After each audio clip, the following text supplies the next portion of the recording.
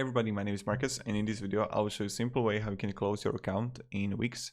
So let's start. The first thing you want to do is just go right top corner, and when you're gonna be here, go to account settings, and when you're gonna be in account settings, you're gonna see, scroll down below, and you're gonna see close your account. To close your account, first move any remaining sites to trash.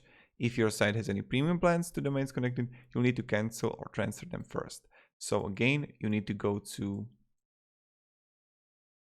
my site. First thing, I'm not going to delete the website, but just move it to trash. And when you're gonna move it to trash, then you can simply close your account and you're good to go. So yeah, if you have any questions, guys, ask me down in the comments. I'll be really happy to help you. And have a great day and goodbye.